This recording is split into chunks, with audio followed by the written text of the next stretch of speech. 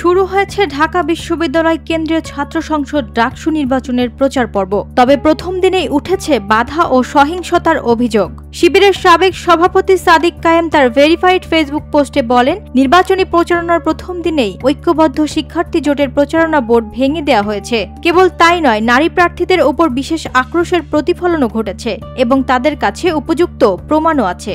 বাংলাদেশের আজকে যে আমরা একটা গণতন্ত্রের স্থায়ী রূপ দিতে যাচ্ছি, একটা ম্যাচিউর পজিশনের দিকে যেতে যাচ্ছি, সেটাকে যারা বাধাগ্রস্ত করতে যাচ্ছে। পোস্টে প্রশাসনের দৃষ্টি আকর্ষণ করে লিখেন, যদি দোষীদের বিরুদ্ধে ব্যবস্থা না নেওয়া হয় তবে বিশ্ববিদ্যালয় প্রশাসনের নিরপেক্ষতা এবং লেভেল প্লেইং ফিল্ড নিয়ে শিক্ষার্থীদের মনে প্রশ্ন তৈরি হবে। বিশ্ববিদ্যালয়ের প্রশাসনকে আমরা অনুরোধ করব, আপনারা বলছেন লেভেল প্লেইং ফিল্ড ইনশিওর করবে, তাহলে আপনারা যদি এই সিকিউরিটি ইনশিওর করতে না পারেন, আমাদের ভাই বোনদের উপর নেককারজনক হামলা করেছিল, গণহত্যা এবং শিশু হত্যা চালিয়েছিল, তাদের বিরুদ্ধে ব্যবস্থা নিতে না পারেন, তাহলে আপনারা এই প্রশাসনে আপনারা থাকা দরকার নেই। এদিকে মঙ্গলবার থেকে শুরু হয় ডাকসু ও হল সংসদ নির্বাচনের আনুষ্ঠানিক প্রচারণা। নির্বাচন কমিশন পোস্টার, লিফলেট ও হ্যান্ডবিল ব্যবহারের নির্দেশনার ভিত্তিতেই চলবে প্রচার পর্ব।